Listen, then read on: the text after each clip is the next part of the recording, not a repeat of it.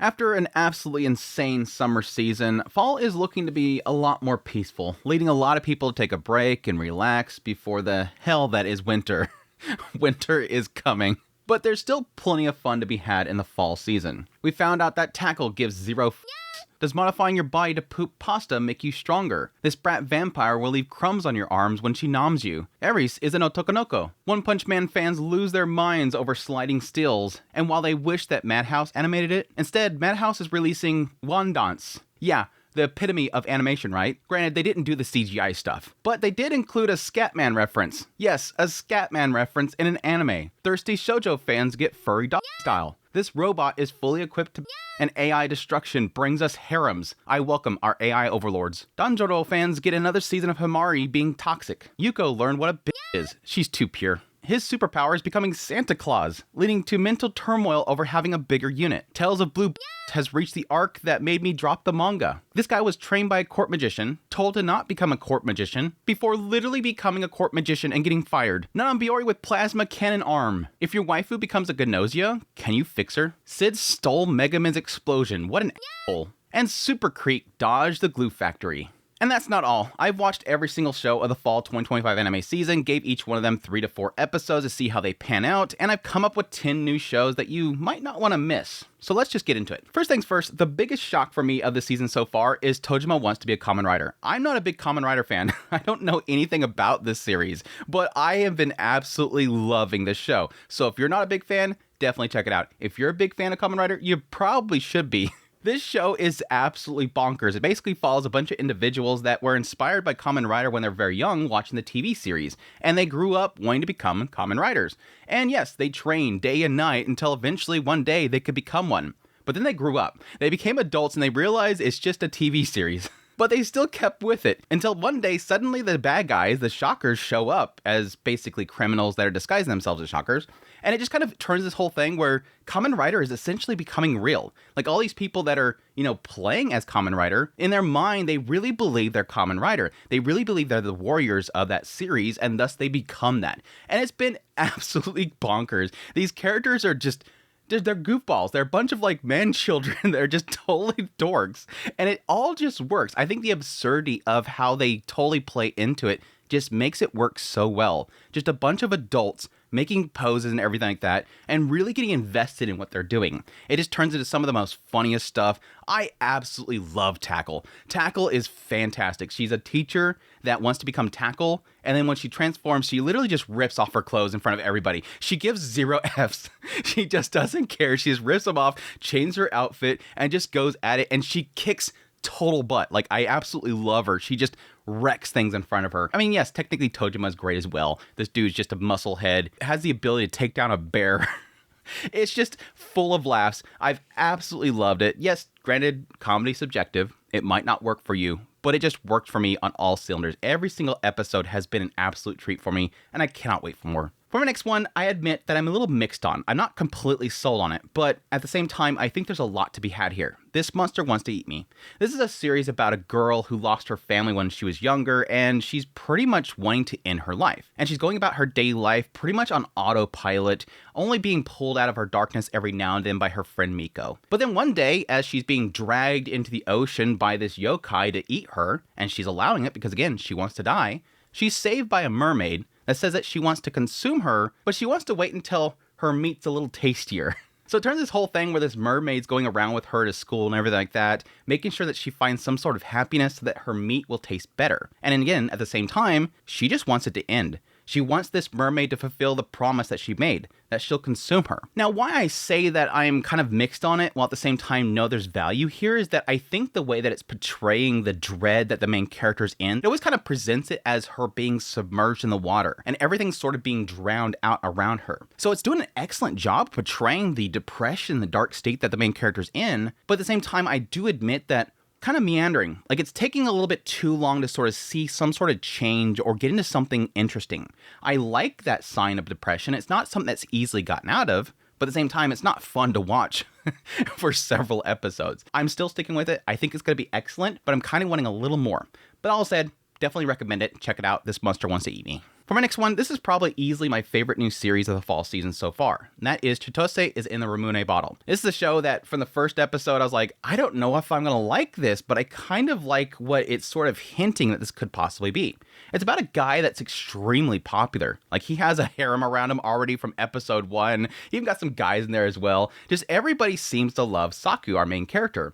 But there's one main problem is that, yes, anybody that's jealous of his popularity, they don't like him. A lot of nasty rumors being spread online. Yes, there's even groups within his own class that find him to be cringe. Yeah, that popularity comes with, yes, a lot of negativity. But there's a core concept here in the idea that it seems like Saku, our main character, helps people. Like, this is something that he does on the side. Whenever somebody's in trouble, he's sort of enlisted to go help them out with their issues. And it does give a lot of sense that a lot of the people that surround Saku are people that he's helped in the past. And we get to see Saku in action as his teacher comes to him at some point, says, hey, there's a boy that hasn't come to school in a while. I want you to go see if you can drag him back to school. And sure enough, he goes there. Guy's shut up in his room. He busts through his window, all in order for them to come to common ground. Let's have a discussion. Let's find out what's going on with you.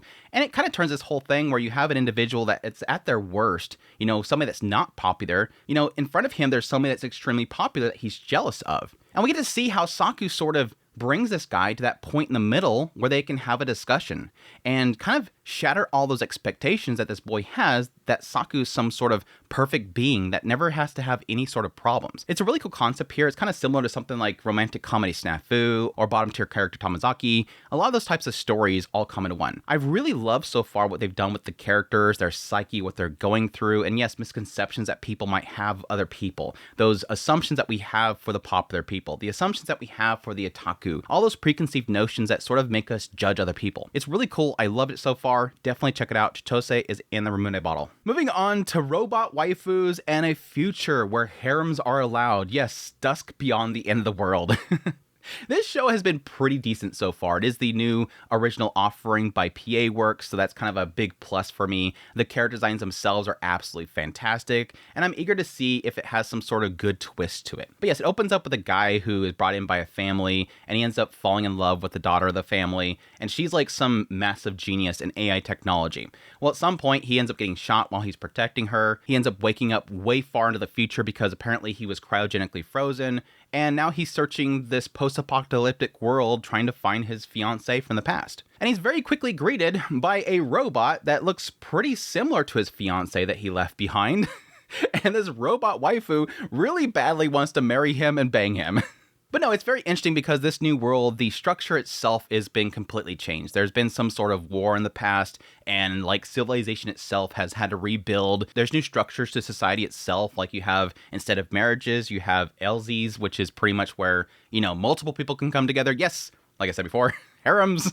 Like everything's being controlled by one organization, which is restricting how much people know. All this stuff is kind of being slowly developed as he's sort of exploring this new world, trying to find his fiancée. And yes, eventually he finds out that there's tons of robot waifus who all look like his fiancée. I'm starting to speculate that she left behind a harem of herself for him. It's been pretty solid so far. I won't claim that I'm always engaged, but the comedy itself is pretty solid here and there. The character designs are absolutely chef kiss, and it's been a pretty good ride so far. So I'm eager to see, hopefully, it coming into something really, really good. But yes, Dusk Beyond the End of the World, give it a shot. For my next one, this is another one that's up there as one of my favorite new shows of the season. That is Gnosia. Now, this is a series that is based off a video game, which seems to have very high ratings, so I have a lot of hope that this will end up turning into something that's going to be pretty spectacular. And yes, so far, after the first 4 episodes or so, I'm really loving it. The concept here is that a guy wakes up from cryosleep. While you just had 2 shows of cryosleep at the same time. A guy wakes up from cryosleep and he's quickly brought into this meeting room. And now in this meeting room, he finds out that yes, on this spaceship that he woke up on, at some point this Gno had attacked them. And what Gnos do is that when they attack a human, they will infect them to basically make them a Gnosia. Pretty much an alien inside, but they still appear to be that human. And so the idea here is pretty much find them all. Find the alien amongst all these humans. And how they're doing that is they're going through this whole process where they try to figure out which one of them is the Gnosia, and then they'll do a vote process, and whichever one gets voted out will end up getting frozen in cryosleep. At that point, the spaceship will see if it can detect the Gnosia, and if it doesn't, they'll have to go through another vote process again. So it kind of turns into a whole, Among Us kind of thing. Who is the mole? Who done it kind of thing. But I was really happy to see that it very quickly shifted this whole concept here. And the idea that our main character at some point gets this ability to be able to transcend death. Every time he fails, he's able to go back to the very beginning. But every single time, he's in a different timeline, and thus a lot of things change. Who's actually there changes. Who's the Gnosia changes. Different little mechanics are added to the whole mix. Every single time he loops, he's in an alternate world where things aren't quite the same. And that really does keep it fresh and keeps me constantly on my toes about who's actually the bad guy. Yes, what will everybody end up doing? What will people even vote for? All those things are constantly running through my head as it's going through it, and I found it very, very interesting. I highly suggest checking it out. It's got a great style to it. I love the colors. They really pop. It's been a really great ride so far. Yes, Gnosia, definitely suggest it. For next one we have is SANDA. Ho, ho, ho. Yes, Santa is back, and it's SANDA. I, so far, love SANDA, though I will admit that this show does have a little bit of an issue with spinning its wheels, but I like the direction it's going, and I'm really interested to see what they do with this. I was already hooked with SANDA even before coming into it because I love the creator of SANDA, which is the creator of Beastars. They just have a really creative mind, and I'm already seeing that with SANDA. But it opens up with a guy who at some point is being attacked by his classmate. We come to find out she's trying to essentially make him reawaken his descendants, which is Santa.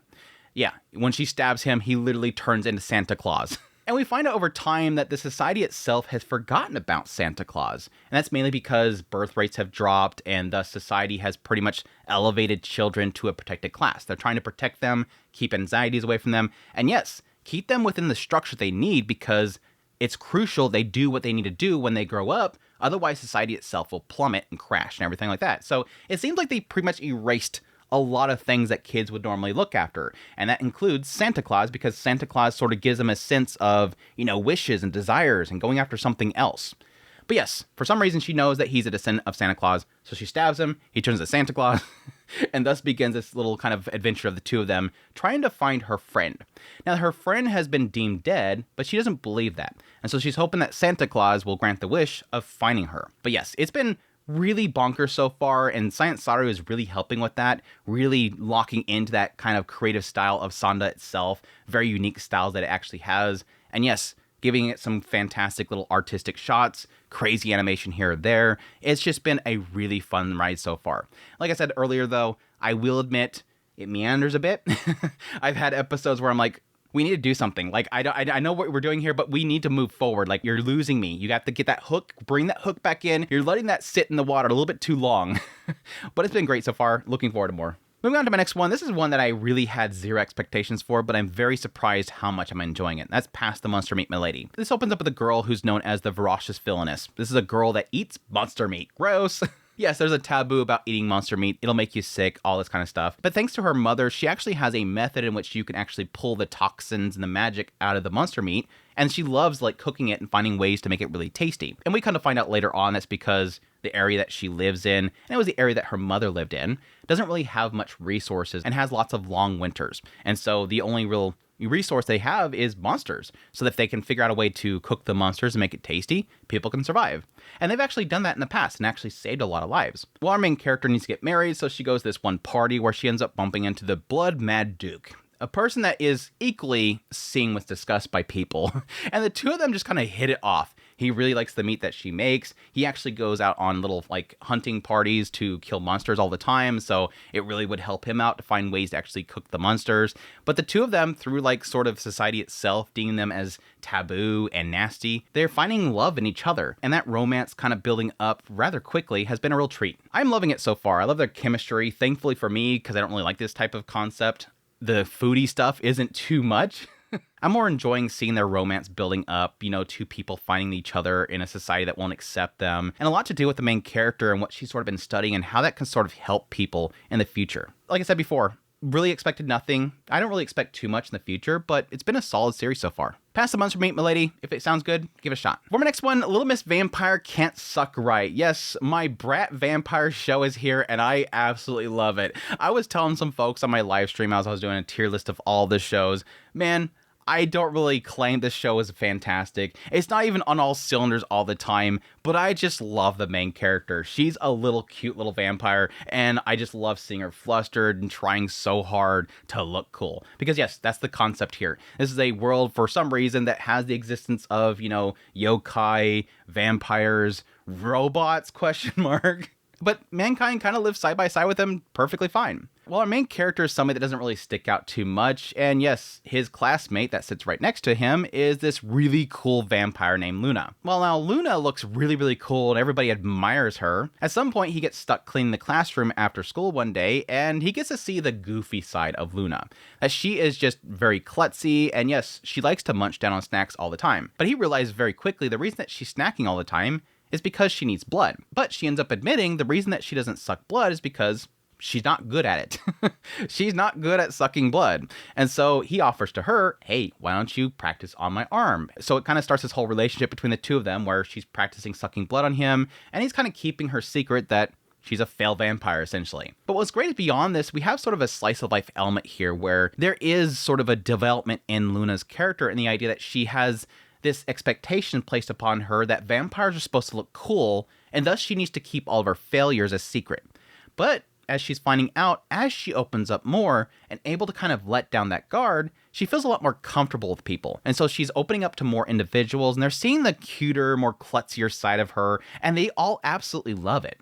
At the same time, which was kind of a shock to me, we're actually getting developments for our main character as well, the guy who's helping her out. And the fact that, yes, he's not good with socializing people. He's not good around groups of people. And so he himself is having to learn to open up as well. Like I said before, it's not too in-depth here. The comedy's not always insane, but I just love my cute little vampire, and I want to see her succeed. I'm always kind of rooting her on. Don't worry, girl, you could do it. There's always some fun little moments in there as well that I've really enjoyed. But Little Miss Vampire Can't Suck Right. Check it out. For my next one I have is May I Ask for One Final Thing? Yes, you knew this was going to be in here. I think most people know that this show was around. I think this one's been kind of catching the attention to a lot of people just because, yes, it opens up probably the best way you would ever see a villainous type of show open up, where the guy tells the villainess that, yes, he's breaking up with her. I'm not going to marry you anymore. I'm going to marry this person, and you've been bullying her, right? And she proceeds to punch everybody out. Just literally clonks the girl that's with the prince, clonks the prince, knocks out all the nobles that are bickering around them. All this pent-up frustration that she's had this entire time, she just lets loose. We find out that, yes, in her past, she's always grown up wanting to clock people, and she just loves punching people. And yes, most cases, people deserve it. It's hilarious opening. But yes, beyond that, the whole idea here is, yes, discovering who was essentially propping up the prince to the position that he was in. A lot of nobles and whatnot that are working behind the background in order to take on the current seating prince. And yes, Scarlett's kind of caught up in that. And so she's trying to find the people that were meddling with her and give them a good punching. And yes, so far it's been pretty solid. I think a lot of the enjoyment of this show is obviously the main character Scarlett and how much she loves punching people. How she's just so no nonsense. In a lot of stories, you'll have pretty much this whole plot line they have to get into about, slave trades or something like that. And they have to figure out how to find who did it and take them down in some sort of political way. No, Scarlett's all about, let me just go in the front door and punch the dude. I love that. I love that straightforwardness that she has. And at the same time, I like the prince. I kind of like the prince. He's slowly growing on me. You have this other prince, not the one that broke up with her. The first prince, the one that actually is deemed to be on the throne. He has a fascination with her. He almost looks at her the same that he looks at, animals that he observes. He just finds her to be this beast that's kind of entertaining. But the chemistry between the two of them is a lot of fun. I just like his kind of jabbing at her, but she never punches him, because he's not really gone too far. He knows just how far to push her before she'll, hold back her fist. I think she does have some limits to who she'll punch. But their chemistry so far has been a lot of fun. I will admit this is another one of those shows where after that first episode, I found that, it's never really got that peak ever again. How can you outdo that beginning segment? But at the same time, it has been solid. It hasn't really lost me yet. But yeah, may I ask for one last thing? If any of that sounds interesting, definitely check it out. And finally, the last new show of the fall 2025 anime season that I recommend checking out is A Wild Last Boss Appeared. Another one that I had no expectations for. I will admit, after the first episode, I'm like, yep, that's Overlord basically, but with a female character, just not as dark. But as I watched further episodes, every single episode that I watch of this show, I get more and more invested in the world and the characters. This has been a big surprise for me. The concept here is that you have a guy who's playing an MMO, and the MMO itself has sort of like a conquering system where you can take over land. And yes, our main character has like this amazing character known as the Conqueror that goes and takes over the entire world. Anybody finds that kind of boring, so he decides to work with some individuals behind the scenes outside the game and sort of figure out a scenario where they can RP where these heroes rise up to take down the Conqueror. And sure enough, they do. They take him down, and that's it. He's like, oh, that was a great scenario. Well, I guess that's it for this game. But then he gets a prompt on his screen, and he thinks it's the admins, asking him if he wants to help them with something. So he says yes. And sure enough, he gets transported into the body of his character in the game, which, yes, is a female. Anyways, yes, he's now in the body of this Conqueror, Lufus. And very quickly, he's like, wow, I'm actually in the game. This is kind of weird. But then very quickly, he just starts to explore the world. Yes, this is a world that has lore and everything in it that he really loves. So now being able to see it first person, we'll figure out how to get back home later. I want to explore this world. Kind of find out it's like very far into the future itself. So he's finding out a lot of this stuff has changed in the world. He's trying to gather all of his minions together while at the same time trying to find what remaining heroes are still in the world. And yes, are they human as well? What I really love about the story so far is that it's already presenting this idea that the Conqueror was seen as sort of the salvation for the humans, because now that the Conqueror was taken down, jump forward many years later, the heroes lost all of that land that Lufus once had. And so humans now are just basically on the edge of extinction, while the Demon Lord, having full reign, is taking over. And so a lot of people believe that the heroes made a massive mistake and they want Lufus back. So there's an element here where it could get in the idea of Lufus rising up once again, the Conqueror rising up once again and saving mankind. The characters so far have been a lot of fun, and just overall, I've just been really invested in it so far. I'm looking forward to more, but that's a wild last boss appeared. Definitely check it out. And that's it. That is my 10 new anime of the fall 2025 anime season that if you're skipping, you might want to give a shot. I have some honorable mentions. Alma-chan Wants to Have a Family. That show has been a lot more sweeter than I thought it would be. The idea of a robot that has been created by these two scientists, but the robot sees them as the parents, so they have to like act like a family and everything like that. But they're slowly kind of learning that they love each other and that they're liking this idea of having a family. It's been really, really sweet. Touring After the Apocalypse has been a lot of fun as well. Not that it's doing anything great. I've just been enjoying it as sort of a Eurocamp kind of thing, but in apocalypse setting. The characters have been fun and everything, so that's been a solid one as well. And yes, I'm still enjoying The Returners. Uma Musume Cinderella Grey Part 2 has been phenomenal. My Super Creek scene was so freaking phenomenal. I loved it. It always manages to get me every single race, even though it feels like every race does the same thing. The hype levels just shoot through the roof. I've been enjoying a lot of the outside of the race stuff as well. It's been a lot of fun. To Your Eternity, I'm still keeping up on as well. I absolutely love that story. Rama 1/2 Season 2. Getting more of my Shampoo best girl. Absolutely love her. And finally, yes, Isekai Quartet Season 3. That's been a lot of fun as well. All these isekai characters that we all love just having shenanigans together. Even though Sid's a part of it now. Just joking. That's it. I'm done. Hope you guys enjoy this video as always. Hopefully you found this informative. Hopefully you found something in here to check out. That's always my goal with this whole stuff, is going through all this stuff so you don't have to, so you can find something in there. I did do a live stream where I did pretty much every single show in that as well, so definitely check that live stream out. I'll leave a link in the description below if you want a full breakdown of like pretty much every single show of the fall season. I put them in the tier list and everything like that based on the season itself. But anyways, hope you guys enjoyed. If you like this content and you want to support the channel more, become a member of the channel. Until next time, y'all take care.